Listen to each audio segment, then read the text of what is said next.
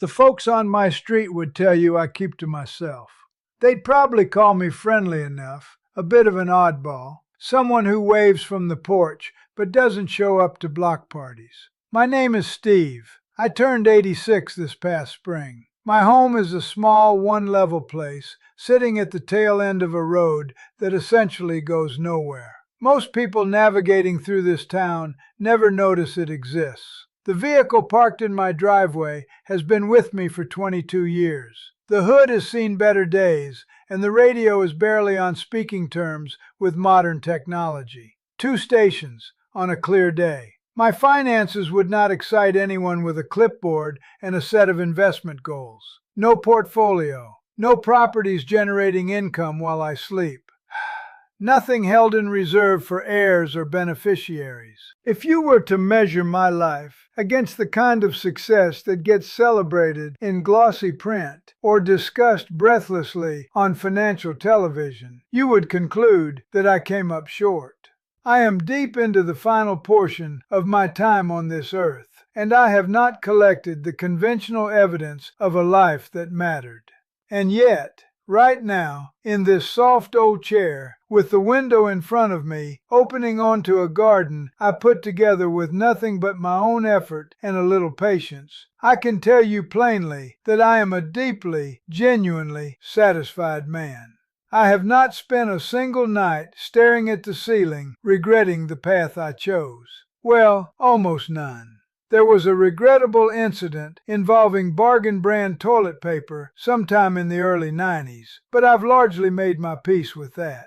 I understand why that's hard to accept. You glance at a man my age, see the modest house, notice the absence of any winter getaway property, and your mind fills in a story about what must have gone sideways. A bad decision at the wrong moment, a string of misfortunes that quietly derailed everything. I find that assumption genuinely entertaining, because the actual story runs in the complete opposite direction. Nothing went wrong. I made a choice with open eyes, and I pursued it without hesitation. I built this life the same way you'd build anything worth having, deliberately and without apology. And the thing I want to share with you today is something that the machinery of modern ambition has a strong interest in keeping you from ever discovering for yourself. I'm speaking to a particular group of people right now, those of you somewhere between 45 and 65. You're the ones holding everything up at once. University costs for your children on one end, the increasing needs of elderly parents on the other. And somewhere in the narrow space between those two demands, an employer who considers your personal time a negotiable resource. You are exhausted in a way that doesn't respond to weekends. I see it when I'm out, in checkout lines, in parking lots. That particular flatness in the eyes of someone who has been running on fumes for so long they've stopped noticing the smell. You have spent the better part of 3 decades doing what you were told. You followed the instructions. You showed up. You performed. You were promised that discipline and consistency would eventually deliver you somewhere worth arriving. And yet here you are, somewhere in the middle of your life, in the quiet moments before sleep, genuinely unsure whether the destination was worth the journey. I want to take you somewhere with me. A Tuesday morning in the spring of 1970. I was 30 years old. I know how I look now, so let me be clear about how I was then. I was hungry, competitive. I worked as a junior executive inside a commercial real estate firm in the heart of Chicago. My shoes were imported leather and fit terribly. My suits were expensive and uncomfortable. My income that year would have been considered exceptional by the standards of the time, well over $50,000. A full partnership was the next step, and the people above me spoke about it as though it were simply a matter of time. One morning I walked into the main conference room on the 42nd floor, floor-to-ceiling glass on every side. Lake Michigan laid out beyond the windows like something from a painting. The room was full of men who were, at that time, approximately the age many of you are now. And I did something that morning that I had never quite done before in that building. I looked at them, not at the quality of their accessories or the cut of their clothing, but directly at their faces. What I found there stopped me cold. These were gray men, not elderly, just gray, the way surfaces go when the color has been slowly worn away. Most of them had been through multiple marriages. More than a few had a drink going before the lunch hour arrived. Their weekends were consumed by obligation to clients they privately found insufferable. Their children were growing up in houses they paid for but rarely occupied. And all of it, every compromise and every sacrifice, was being made to sustain a way of living that was grinding them down from the inside.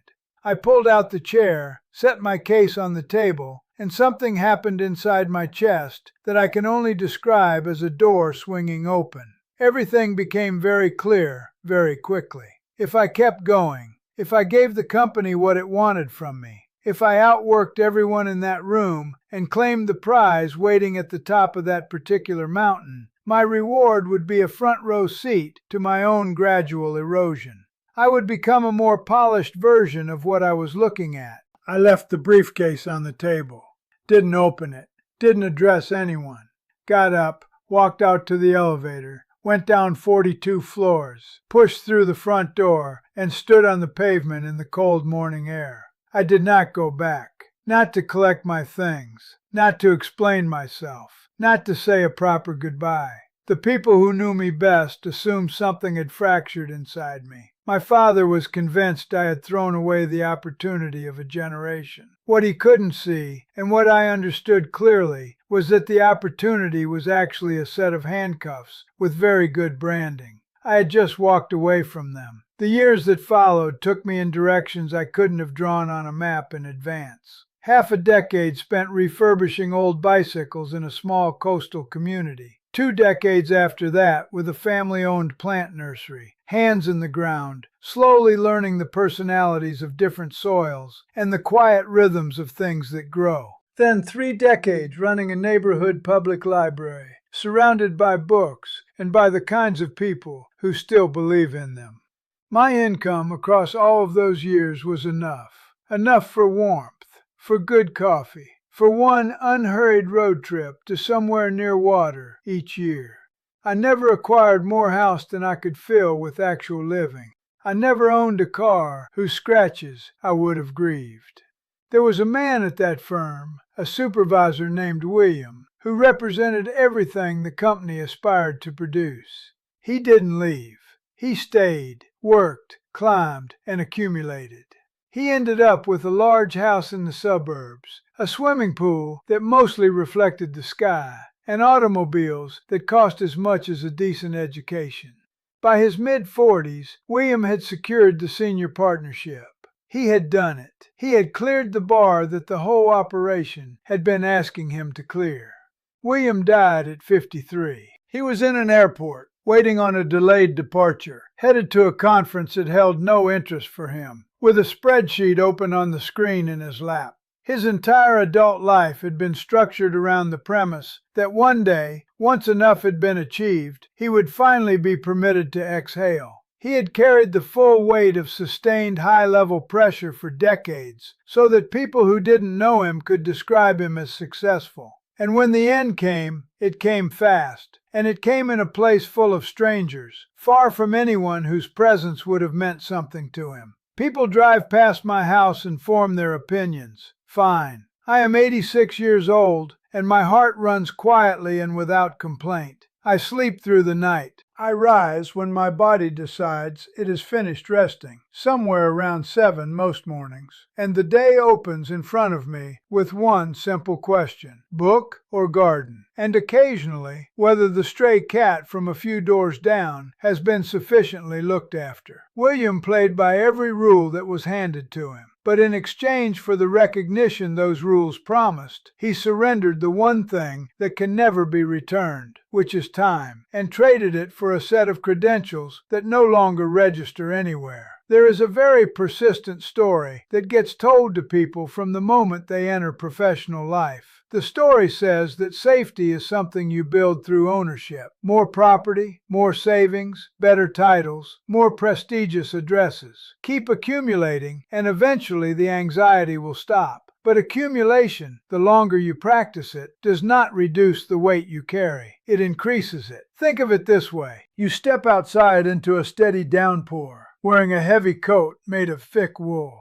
The coat is meant to protect you, but wool absorbs water. Every block you walk, the coat takes on more weight. By the time you are halfway to wherever you are going, you are bent slightly forward, working harder than you should be to move at any speed at all. The coat is soaked through, and it is dragging you toward the pavement. You are colder than you would have been without it. You are more tired, and you cannot easily take it off, because you have convinced yourself you need it. That is the experience of building a lifestyle beyond your actual requirements. When you purchase a home substantially larger than what your daily life demands, the transaction does not end at the closing. The house requires constant financial attention. Heat, cooling, maintenance, insurance, the slow accumulation of things that break. You remain locked into high-pressure work that leaves you hollow on Sunday evenings. Not because that work gives you satisfaction, but because it funds an existence that has outgrown your ability to enjoy it.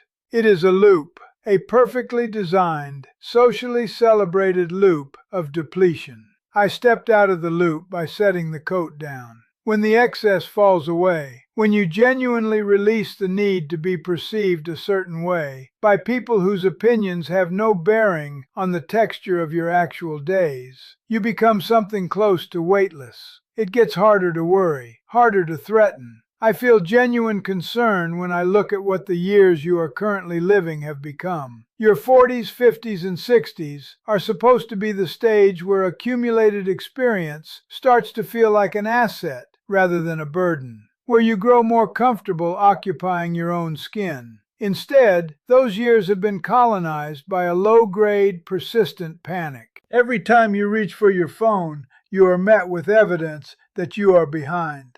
Behind on savings, behind on health metrics, behind on career milestones, behind on being the kind of parent or partner or professional that some invisible standard requires. You are treating yourselves as systems running below optimal capacity, and the solution always seems to require more effort, more discipline, more optimization. But you are not systems. You are people. Complicated, tired, layered, occasionally brilliant people who were never meant to function like software. You were designed to sit somewhere comfortable and watch the light move, to have long conversations that wander and conclude nothing, to be bored sometimes and to be okay with it. Instead, you are spending the middle portion of your one life accelerating toward a finish line that promises rest, while rest is the one thing the acceleration never actually delivers. The working definition of wealth in this culture needs to be pulled apart and rebuilt from the foundation. I have not been inside a corporate building in over 5 decades, and I consider myself genuinely prosperous. Prosperity, as I understand it, is waking up in the morning without the weight of dread pressing down before your eyes are fully open. It is having enough quiet in your head to notice something small and beautiful without immediately feeling guilty that you aren't being productive. It is the absence of that compressed, breathless tension that so many people have absorbed into their baseline sense of what normal feels like. It is looking at the week in front of you and recognizing that the hours inside it are primarily yours. I do not have a retirement account worth discussing, but I have spent 56 years in a condition that I can only describe as free. Free to walk into the middle of a forest on a weekday with no purpose other than being there. Free to make bad paintings because I enjoy the smell of the paint. Free to stay up reading until the early hours and wake up without consequence. The idea that stepping back means falling behind, that choosing a simpler life represents some kind of personal defeat, is one of the most effective pieces of conditioning our culture has ever managed to produce. But here is the thing about releasing the need for status. The moment you genuinely stop wanting it, everyone who was using it to manage you loses their grip entirely.